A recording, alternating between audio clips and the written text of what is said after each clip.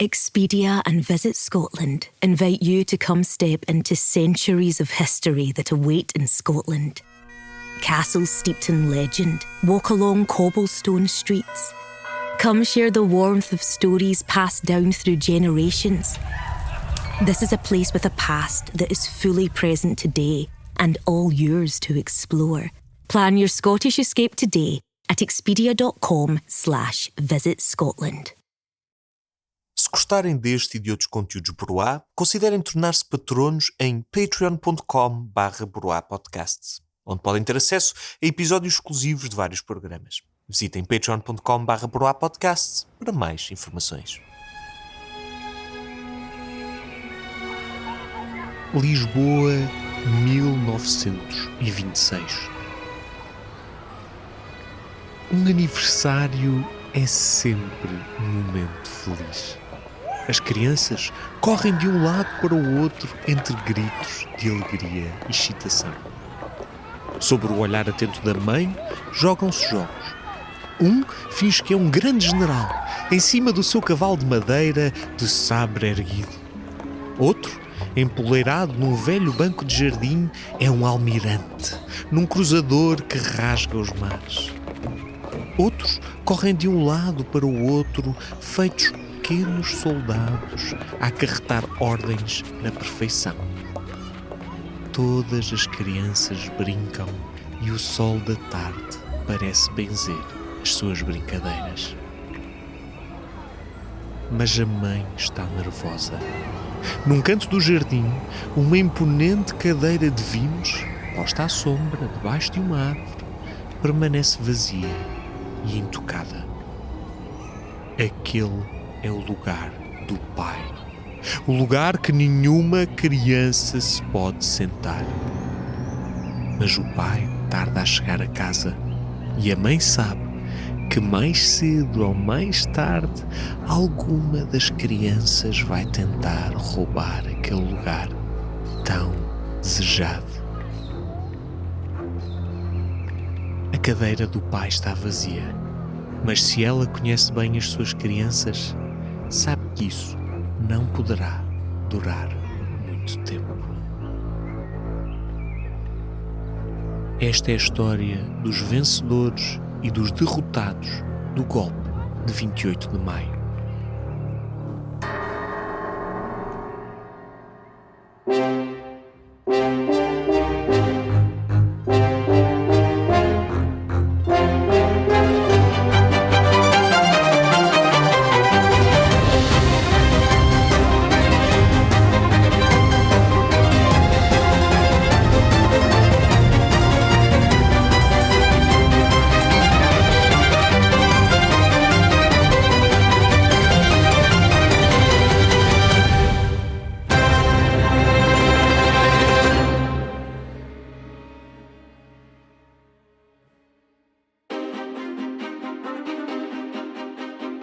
Olá a todos e bem-vindos a mais um episódio deste especial sobre o golpe de 28 de maio de 1926, o golpe esquecido. Agora sim, finalmente chegamos ao final da nossa história. O momento em que as cortinas se fecham e se começam a escrever novos enredos com outros atores e personagens. Contudo, em todas as grandes histórias, o momento da conclusão é também o momento da revelação, o momento em que ficamos a saber como se safaram os nossos protagonistas e o que o destino lhes reservava. No último episódio, decidimos acabar logo na concretização do golpe, no dia 6 de julho, dia da entrada triunfal em Lisboa. Tudo pode acabar bem e os nossos golpistas viveriam felizes para sempre. Mas nuvens negras pairam sobre a marcha vitoriosa e uma tempestade está à beira de irromper. Mendes Cabeçadas e Gomes da Costa estão presos numa disputa épica pelo controle do golpe, enquanto Oscar Carmona mantém-se numa espera silenciosa. O futuro encontra-se partido pelas mãos destes 3 homens. E agora a questão coloca-se: quem aguentará as rédeas do poder?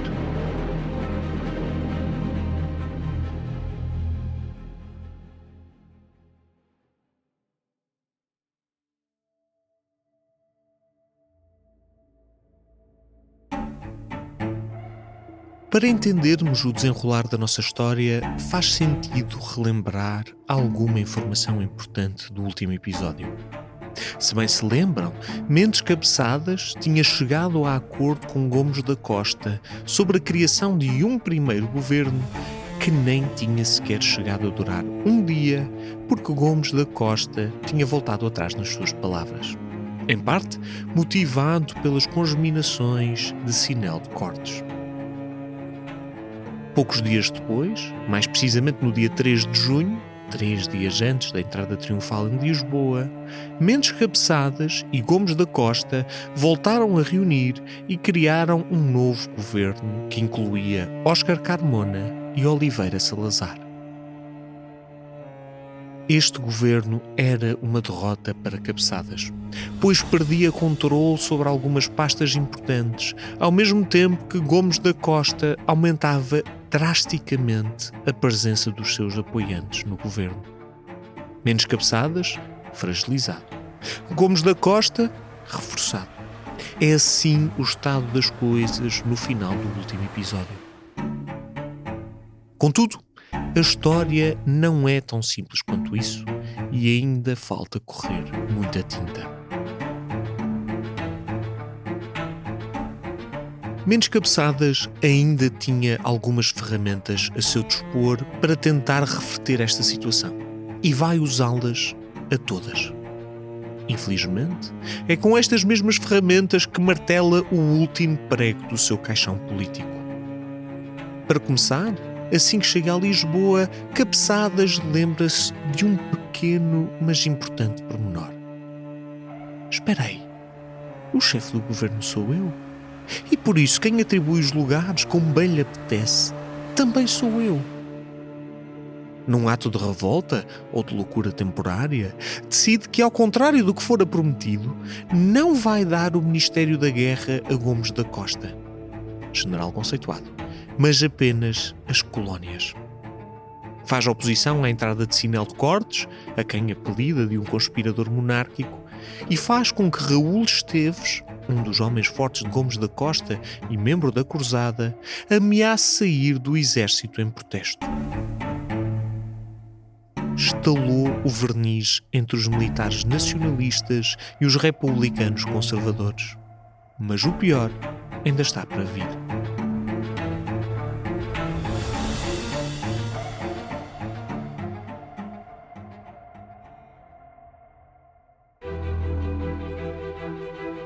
Algures durante este processo todo, começa a circular uma proposta de lei da autoria de Mendes Cabeçadas e ainda assinada pelo antigo Presidente da República, Bernardino Machado, onde é feito um reconhecimento público aos golpistas envolvidos no 28 de maio. À primeira vista, isto deveria ser uma coisa boa. Um líder que reconhece publicamente os seus homens após a vitória triunfal. Acontece que esta lista contém 180 nomes civis e apenas 22 militares. O choque desta informação deve ter sido estrondoso para a aula nacionalista e militarista. Afinal, a revolução do exército para a libertação da pátria tinha sido, na perspectiva de Mendes Cabeçadas, um golpe de republicanos civis que apenas queriam arrumar a casa. Com o surgimento público desta notícia, o vice-almirante Mendes Cabeçadas feria-se de morte perante uma matilha de cães furiosos que aguardavam qualquer oportunidade para o despedaçar.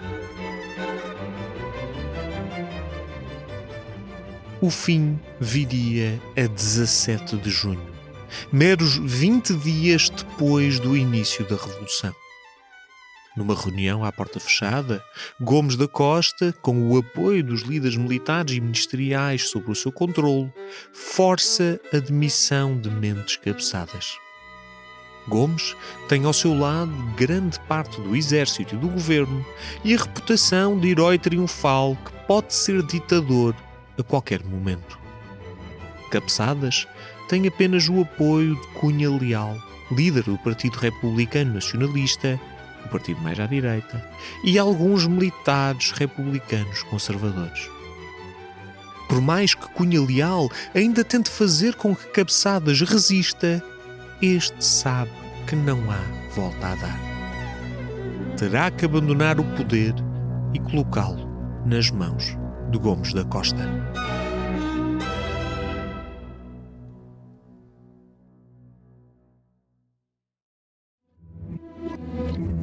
Cinco episódios.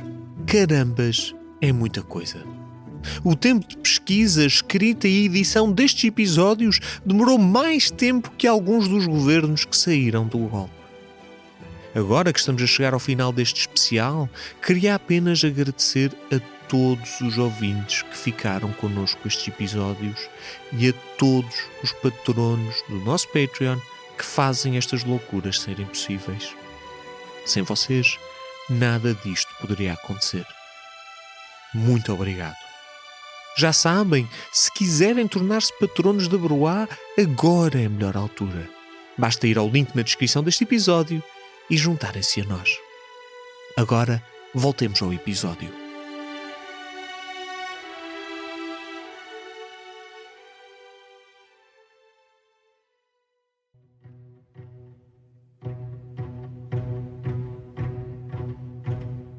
Como temos visto ao longo destes episódios, o poder é uma criatura irrequieta que é mais fácil de agarrar do que manter. Gomes da Costa preside agora a um novo ministério da sua autoria e definição. Salazar, que já percebeu a instabilidade geral da coisa, afastou-se. Filomeno da Câmara Cabral, o nosso revoltoso apoiante de Mussolini e que apareceu várias vezes nestes episódios, assume o seu lugar no Ministério das Finanças. Óscar Carmona continua nos estrangeiros. Gomes da Costa deveria estar estável e seguro. Tão estável quanto qualquer golpista consegue estar. Como também temos visto até agora, Gomes da Costa não é um homem particularmente constante. Para além de ser refém de alguns dos ímpetos mais radicais da Revolução, o general é extremamente dado a mudanças súbitas de opinião e a ser influenciado por quem lhe consiga chegar ao ouvido. Basta apenas lembrar-nos que mandou abaixo um governo que durou apenas um dia seguindo os sussurros de Sinel de Cortes. Ora, no meio de um ambiente conspirativo, que inclui nacionalistas, monárquicos, maçons, republicanos conservadores descontentes, protofascistas, caudilhistas, integralistas e uma Lisboa cética do militarismo, ter um homem indeciso à frente de toda esta gente é como brincar com foguetes perto de um barril de pólvora. Pode ser divertido de se ver, mas o resultado vai ser definitivamente explosivo.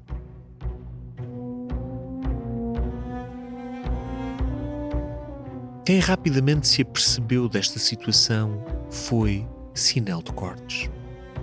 Apesar de ter sido um dos homens que sussurrava aos ouvidos do general e que abertamente desejara que ele se aguentasse muitos anos no selim, Sinel de Cortes temia também que o general acumulasse demasiado poder, que fosse demasiado longe nos ímpetos fascisantes de Filomeno da Câmara Cabral. A revolução era do exército, a fim de restaurar a ordem na pátria lusa. A parte do exército estava feita, mas ordem na pátria lusa, às mãos de Gomes da Costa, duvido. Se ao menos houvesse outro homem, alguém sério e justo, calmo e reservado, Alguém que não fosse nem demasiado republicano, nem demasiado radical. Alguém consensual. Alguém como o general Oscar Carmona.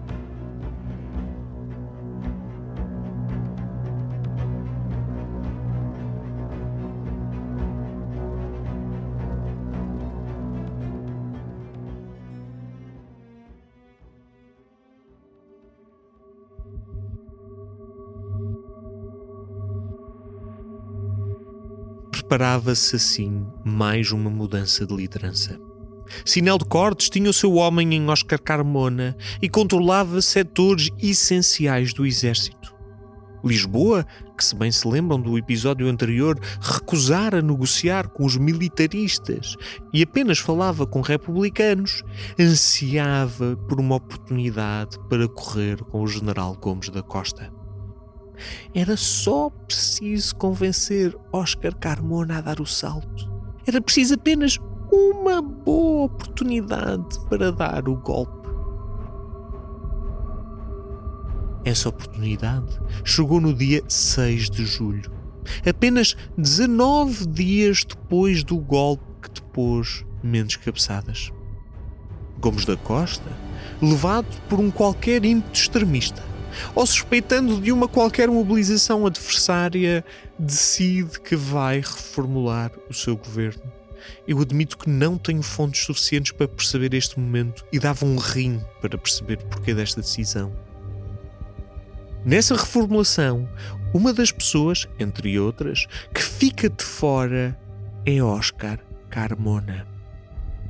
Ao remover uma série de ministros, Gomes da Costa cria uma frente comum de oposição e dá motivos a Carmona para avançar. De um só movimento de espada, Gomes da Costa falha a cabeça do seu inimigo e corta fora as próprias pernas. O pior ainda é que do novo governo criado por Gomes da Costa, todos se demonstram solidários com os ministros depostos, Carmona e outros, todos menos Filomeno da Câmara Cabral.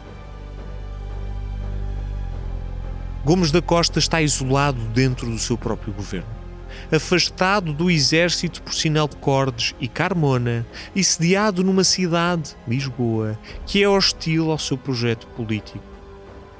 A sua inconsistência foi longe demais e o grande herói da Revolução está agora abandonado pelos seus apoiantes mais próximos. No dia 9 de julho, Gomes da Costa visita alguns quartéis, mas estes recusam-lhe a obediência. Algo está profundamente errado e o general sabe disso. Temendo o pior, retira-se para Belém e rapidamente o pior apanham. A Força de Cavalaria 2, fiel a Oscar Carmona e Sinel de Cortes, cerca o palácio. Gomes da Costa é detido, enviado para Caxias e no dia 11 mandado para o exílio naquele epicentro do mundo que é Angra do Heroísmo, na Ilha Terceira, Açores. Pelas 16 horas do dia 9, Oscar Carmona é líder do governo e Sinel de Cortes, ministro das Finanças.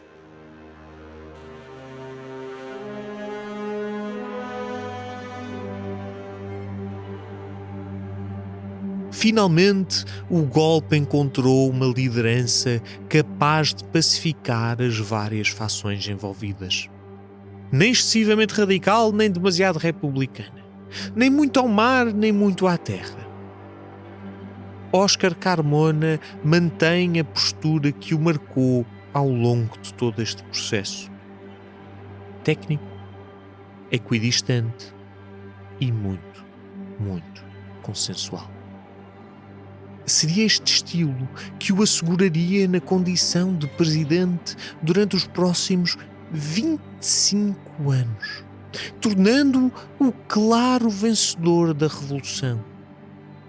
nos arquivos da RTP, é possível encontrar um depoimento do próprio Oscar Carmona no âmbito das celebrações dos 20 anos do golpe. Ouvi-lo é uma experiência peculiar depois de toda esta história. Carmona desdobra-se em conversas sobre como é contrário a revoluções. Fala sobre cumprir regulamentos militares. Apela a um espírito de ordem e regras. Lá pelo meio, diz que fez o que fez porque tinha de ter em conta o interesse maior da pátria. E a sala que o ouve enrompe em palmas.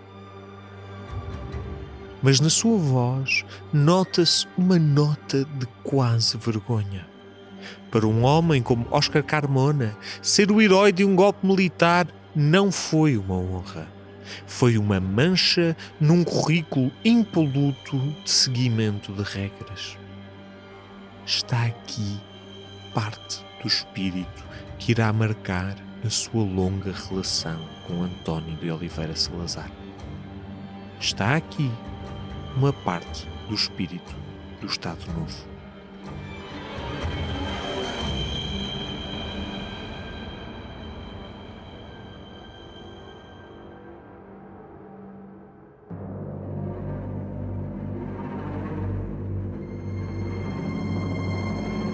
O golpe está feito.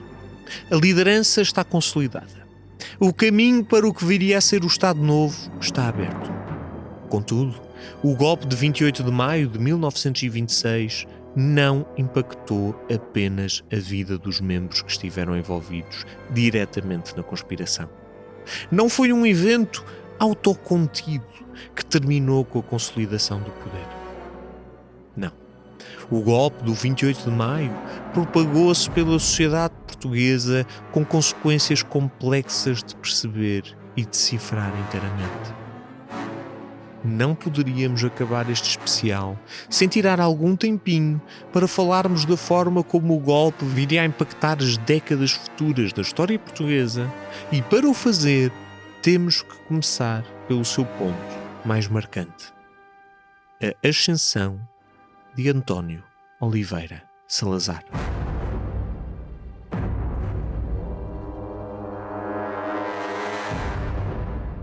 Não temos tempo para ir em profundidade ao passado de Salazar, mas vale a pena ter presente alguns factos. Em 1926, na altura do golpe, Salazar é já um reputado doutrinário católico, com vários escritos sobre a conciliação do pensamento católico com a participação política ativa. Professor em Coimbra, deputado pelo Centro Católico em 1921 e forte defensor de uma necessidade de equilíbrio das contas públicas, aliado a um modelo corporativista da economia e do Estado, Salazar tem a aura de um homem de convicções firmes e com o know-how para meter as contas públicas em ordem. No governo negociado entre Mendes Cabeçadas e Gomes da Costa, Salazar é convidado a chefiar a pasta das finanças. Contudo, hesita em aceitar, pois a sua intuição diz-lhe que o governo não durará, e a sua intuição estaria correta. 5 dias após finalmente tomar posse, o governo cai por terra por causa dos ultimatos de Gomes da Costa. Assim termina a primeira experiência governamental de Salazar.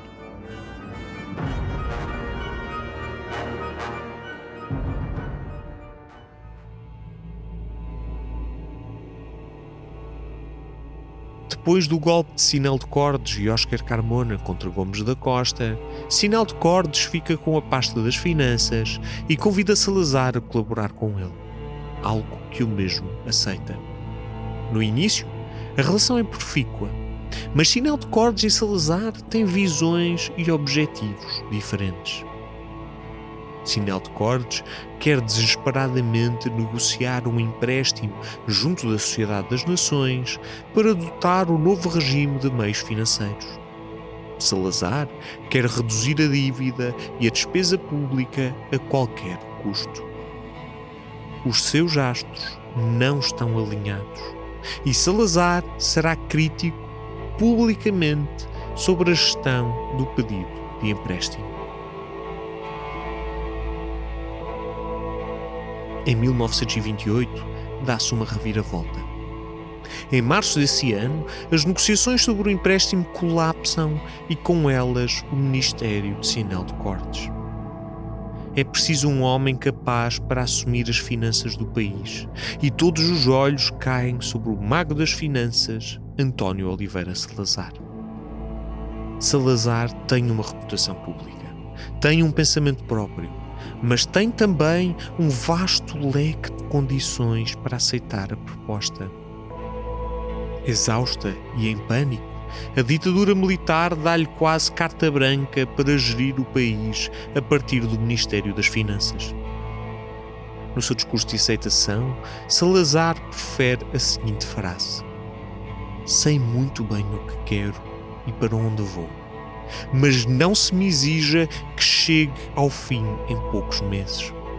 No mais, que o país estude, represente, reclame, discuta, mas que obedeça quando se chegar à altura de mandar."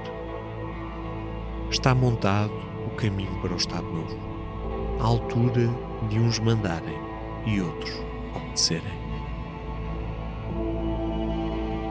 Salazar é a estrela ascendente da política da ditadura militar.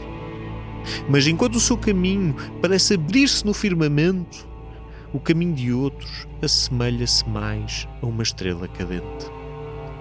Está na altura de ver o que aconteceu aos derrotados da ditadura.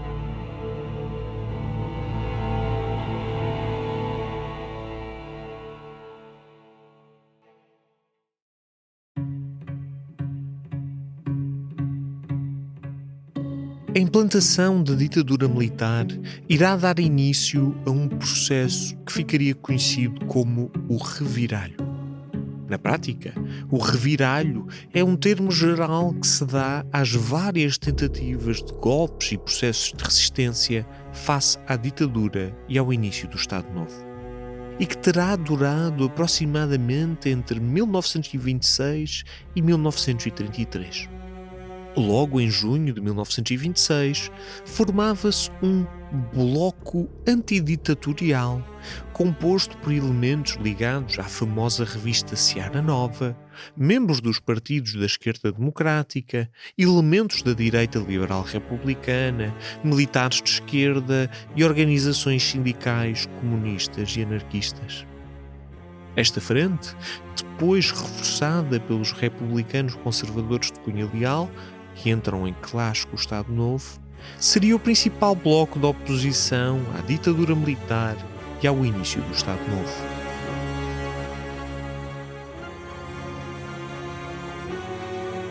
O grande momento do reviralho seria logo em fevereiro de 1927.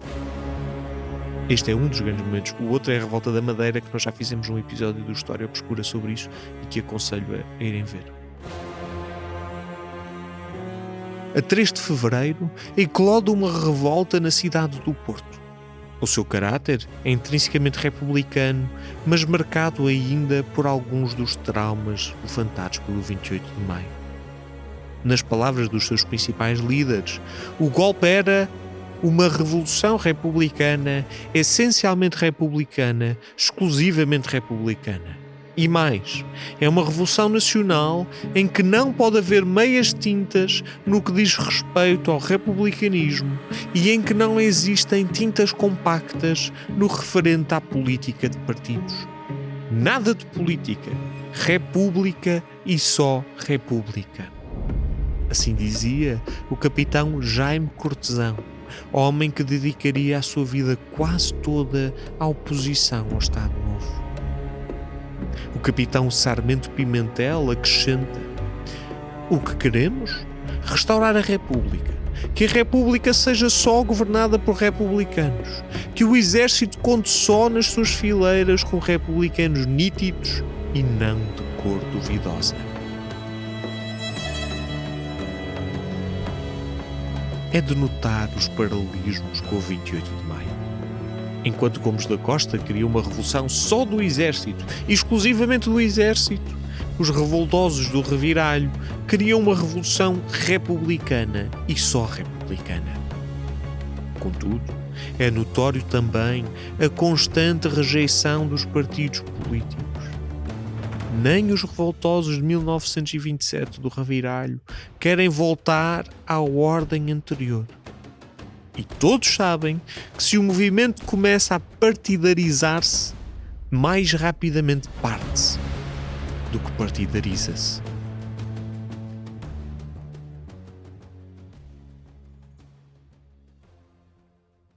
O golpe de fevereiro ameaça tremer com a ditadura, mas é rapidamente controlado.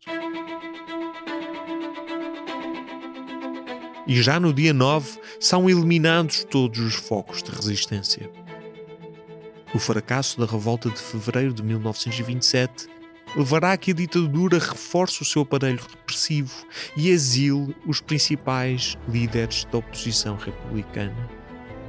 No estrangeiro, principalmente em Paris, foram formados vários organismos de reação republicana, sendo o principal a Liga da Defesa da República, também conhecida como Liga de Paris.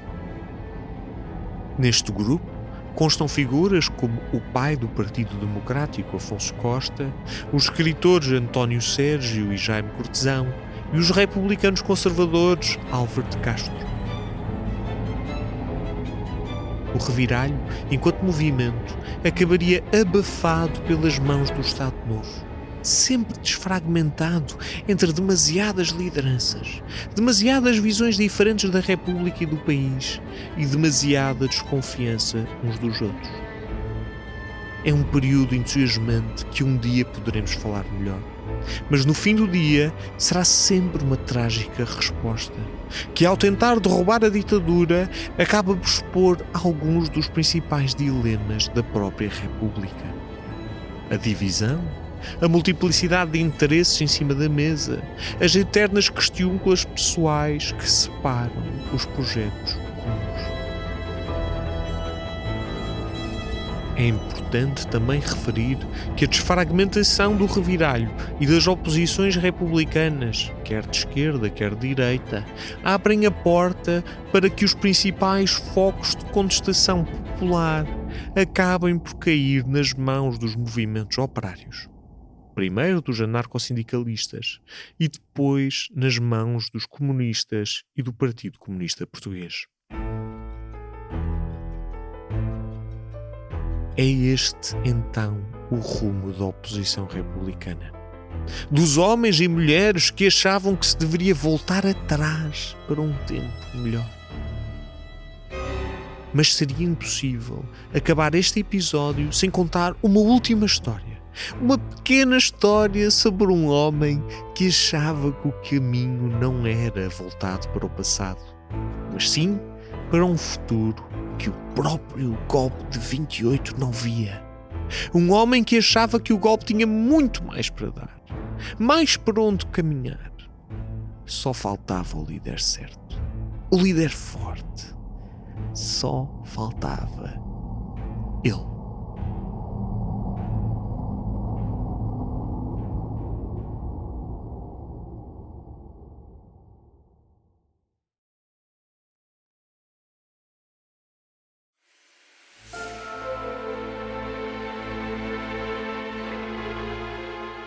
Filomeno da Câmara Cabral tem sido uma espécie de protoprotagonista desta nossa história. Golpista de 18 de abril de 1925, líder da Cruzada Nacional Nuno Álvares Pereira, apoiante de Gomes da Costa, Filomeno representou sempre a ala mais radical e fascisante do movimento. Esta afirmação, que repetimos várias vezes ao longo deste episódio, não é uma afirmação vazia ou acusatória. Ela surge de um contexto muito específico. Em 1927, António Ferro, o ideólogo da política cultural do Estado Novo e talvez das personagens mais fascinantes do século XX português, escreve um livro intitulado Viagem à Volta das Ditaduras. uma reportagem jornalística sobre as ditaduras que se consolidaram na Europa do século XX. Nele, entrevista Mussolini 3 vezes. Fala com Primo de Rivera e tenta entrevistar Hitler numa conversa que corre desastrosamente mal. António Ferro é um homem de grande proximidade com Filomeno da Câmara Cabral. E Filomeno será o autor do prefácio da Viagem à Volta das Ditaduras, onde abertamente elogiou Benito Mussolini e o seu projeto. Filomeno sempre acreditou que o país deveria seguir um modelo mais autoritário e que ele era o homem certo para o guiar nesse sentido.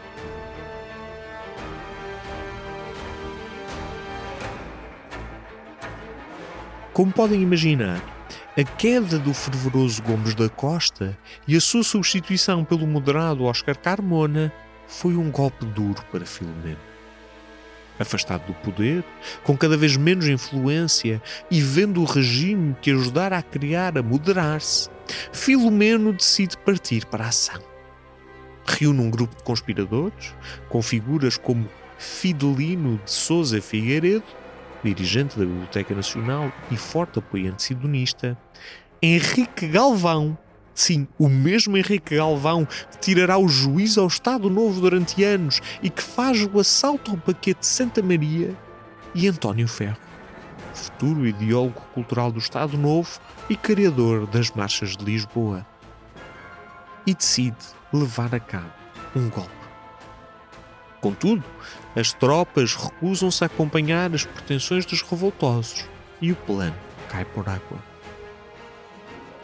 Filomeno e Fidelino foram punidos com um exílio nos Açores, sendo que o Filomeno é originário de São Miguel, e nas colónias.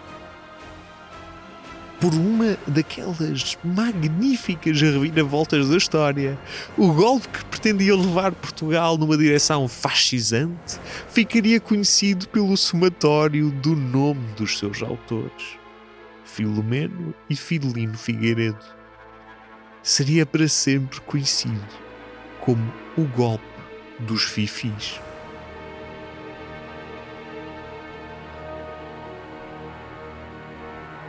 Se o reviralho representava a reação das forças de esquerda e dos republicanos liberais contra o 28 de maio, então o golpe dos fifis representaria as pretensões das fações mais nacionalistas e ultra-radicais de dirigir os caminhos do 28.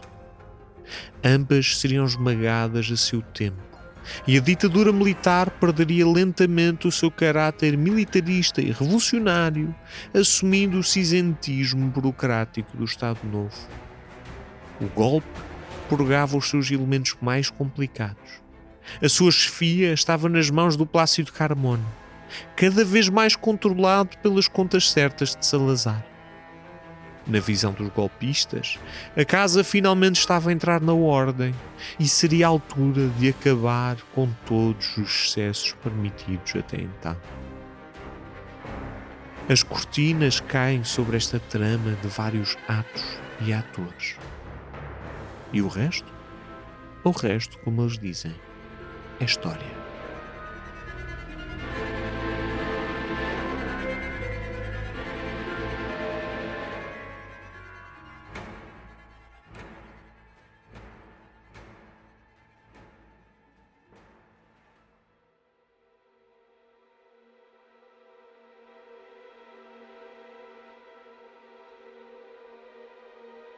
Para um evento muitas vezes esquecido, o golpe de 28 de maio de 1926 mudou profundamente a história portuguesa. Por um lado, foi força de bloqueio para um dos períodos mais conturbados e revolucionários da nossa história.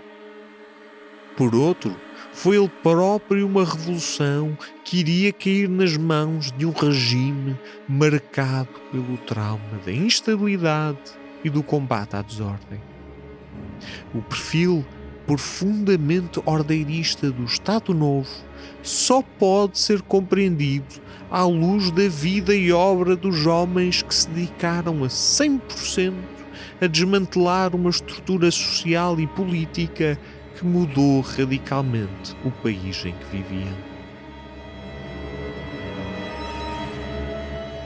Contudo, o golpe ainda hoje nos deve levantar algumas questões. Quão consolidados estão os regimes que hoje vivemos? Quão impermeáveis somos ao apelo de soluções messiânicas, de homens fortes ou capazes que vão pôr a casa em ordem? Até onde é que os erros do passado se repetem nos dias de hoje e de que forma é que os gritos de ontem poderão ser os gritos de amanhã? Faz 100 anos do golpe de 1926, mas no grande paradigma da história, 100 anos é pouco mais do que um minuto. E mesmo assim, há minutos que mudam para sempre a vida de um país e de um povo. Cabe-nos a nós saber lê-los e percebê-los. Minuto a minuto.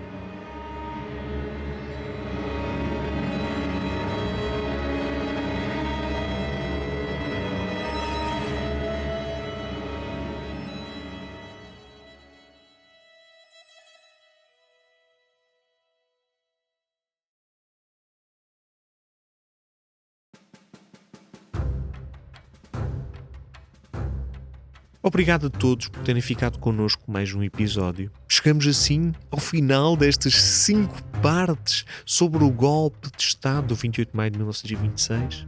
Um momento que admito que vejo com alguma felicidade ver que está a receber até um tratamento noutros órgãos de comunicação. Tem saído notícias, tem saído peças sobre o 28 de maio e eu fico contente com isso, porque eu acho que não é possível caminharmos em frente e percebermos o que daí vem se não olharmos para o que passamos e para os nossos processos coletivos. É essencial falar do 28 de maio para perceber o estado atual também da democracia portuguesa e dos seus processos e avanços históricos. E portanto fico feliz que seja a ouvir mais. Acho que ninguém fez nenhum especial de 5 partes para além de nós, portanto talvez somos os melhores. Não sei se o público ou o observador quiserem alguma vez discutir esse assunto, cá estarei, eu e o meu sabre, mas de qualquer forma não queria acabar este programa sem vos agradecer a todos. É dose, investigar isto foi complicado e foi cansativo porque é um processo muito grande e muito longo, mas foi um prazer fazê-lo porque sei que vos tenho a vocês do outro lado. Fica assim então mais um especial do História Obscura. Obrigado a todos e vemo-nos no próximo episódio.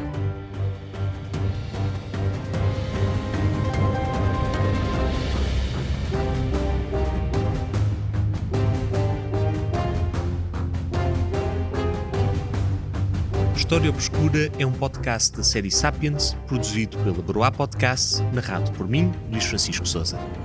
Com direção criativa de Luís Francisco Sousa, escrito por Luís Francisco Sousa, pesquisa por Luís Francisco Sousa, direção técnica de Rita Cabrita, edição por Sara Milan, identidade gráfica desenvolvida por Rita Cabrita e Luís Francisco Sousa.